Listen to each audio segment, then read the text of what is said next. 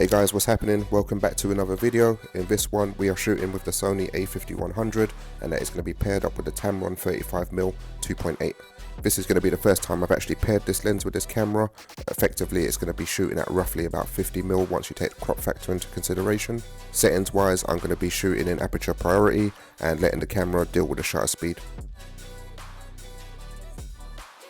So if you're new here, normally on a Saturday I meet up with a couple of the guys and we head into central London and just do some street photography, catch up and have a chat. There's not normally any sort of route or plan in place. It's mainly just to kind of get together and share ideas and see what we can do. So at the moment we're heading towards St Paul's and we're coming towards the first image, and obviously it's got to be a shot of St Paul's. Usually my first couple of shots is kind of to get an idea of what my settings are looking like. Obviously if it's in aperture priority I don't need to worry too much about that and mainly just focus on what aperture I want to be shooting in. I believe the majority of the day I was pretty low on about 2.8. That's the lowest aperture that the Tamron 35 can go to.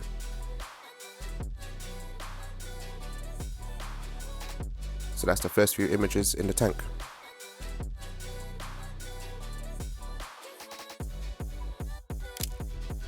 So after grabbing this shot, I wanted to go up to the steps to see what else I could get just from the front there. So what I did was I lined myself right up in front of the main doors and waited for people to cross my path. The main aim was just to sort of get a bit of a symmetrical type of shot and somebody central in the image. I was pretty happy with how these images came out. I probably could have waited there a bit more to get some more interesting sort of people going across, but obviously had to catch up with everybody else.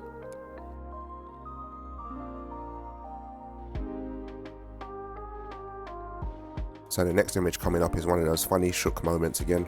So what happened was I spotted this guy sitting in his cab reading his paper or whatever he was doing.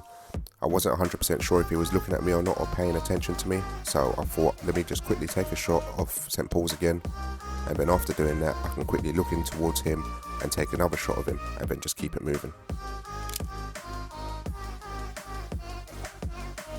I didn't notice this until I got the photo back in Lightroom, and that was the person that was walking on the other side of the road who you can see through the reflection of the cab window. I just thought that added a nice extra touch.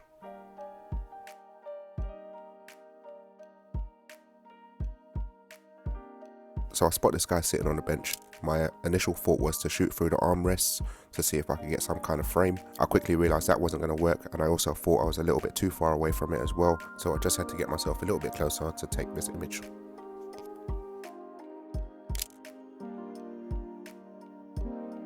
So one of the decent things about going out on a photo walk is that you come across places that you don't expect to. I've been wanting to shoot at this bridge for a long time and I've not actually known where it is. But now I do. I know that I can come back at a later date and get the night image that I've been wanting to get for about 2 years.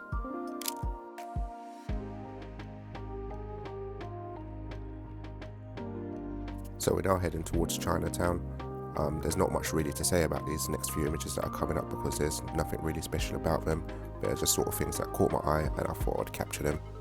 One of the things when you're out shooting, you're not always going to be getting absolute bangers and amazing shots, but it's worth taking an image if you think it looks interesting at the time and review it later on and see whether you do or you don't like it. At the end of the day, if you don't like it, it doesn't need to be shown to anyone, you don't need to keep it, but at least you took the shot. So anybody that takes images for Instagram, you already know what 2 yellow lines mean if you're from London, so that shot just had to be taken. The leading line was basically used just to draw you into this person that was doing something on his car, but all in all, it's a bit of a boring image.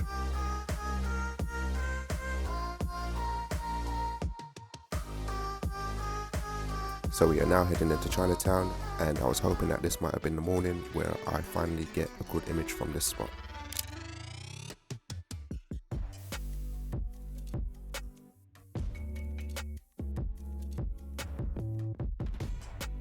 So I see this lady sitting on a chair in front of her shop, and what I wanted to do was try and get a bit of a long exposure of somebody walking through, so I intentionally wait for this person coming through in the green and get this shot.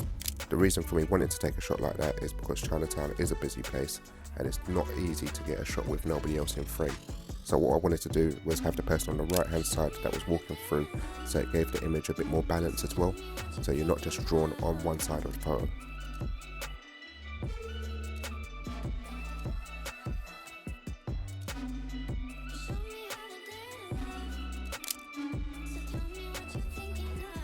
So as we come round the corner, I instantly spot this red hat, and obviously with all the red and the orange in Chinatown, it just made sense to capture them. I really thought that this could have been the absolute banger image of the day.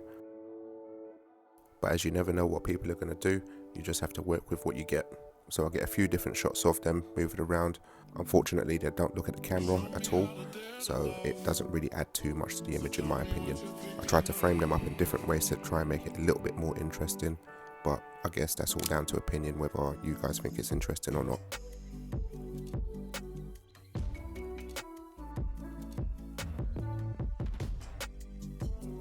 So yeah, we are now coming towards the end of the video. If you like the video, give it a like. Let me know what you think of the images in the comments. If you're not subscribed, drop a subscribe, it helps me out. And if you wait to the end, there's a few more images that weren't captured on the GoPro. Until next time, peace.